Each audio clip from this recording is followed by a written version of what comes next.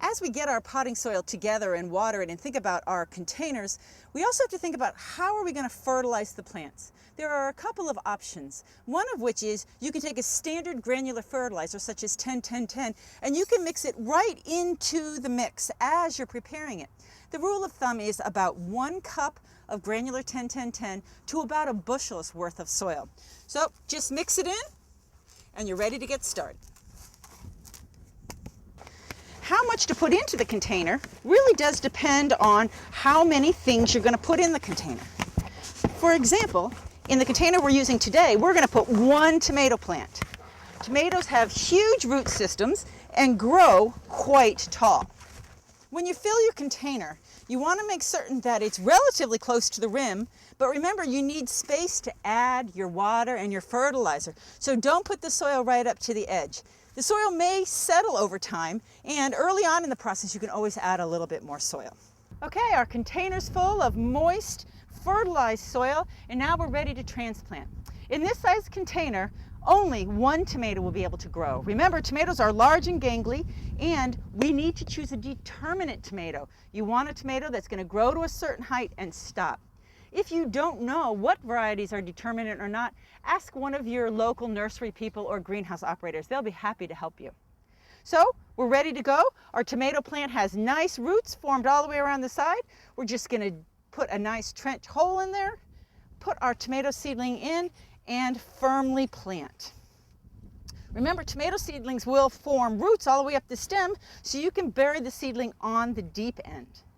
As this tomato grows, the roots are going to fill out into the container, but the plant's going to be large. You will need to prepare for that and either have a trellis or some kind of system where the plant could be held upright. Smaller window box type containers are perfect for herbs. This is a nice setting for 3 herbs, rosemary, parsley, and sage. They'll grow to full size right here and are within easy reach of your kitchen if you hang it right outside your kitchen window. Once you transplant your seedlings, the next critical step is to water them in well. And usually, for most home gardeners, there's just 2 options.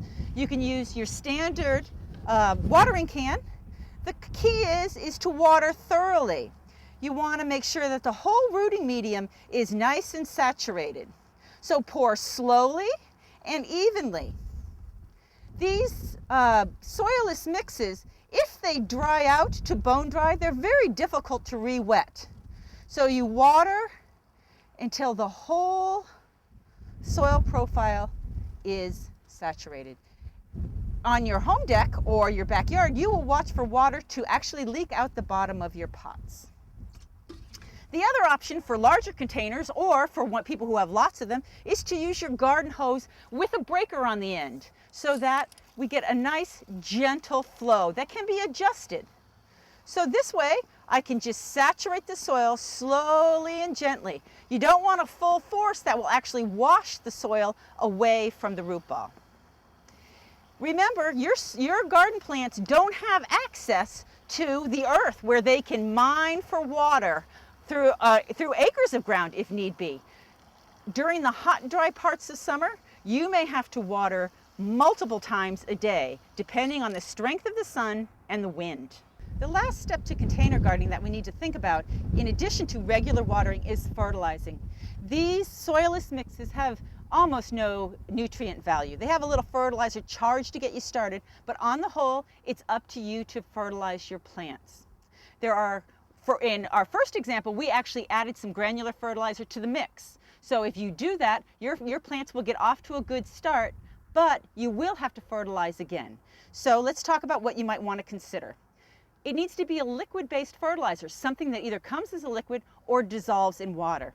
And 2 common types are a synthetic one that is a powder that you would add a tablespoon or 2 per gallon, whatever the directions say.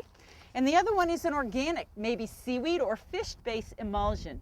Just remember that in general, organic fertilizers have less nutrient boost per watering than a synthetic one does.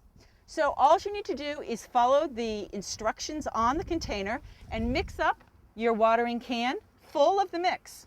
There are 2 ways you can think about fertilizing. Some of us would prefer to fertilize at full strength every week or so. And if that's the case, you'd follow the label, make full strength, and every week or two, or as your plants need it, you would fertilize after you watered. We don't ever fertilize dry soil. For those of you who have interrupted schedules or prefer to fertilize a little bit every time so you don't have to remember, did I fertilize last week or not, you can mix up your container, but now you're just going to use the fertilizer at 1/5 strength.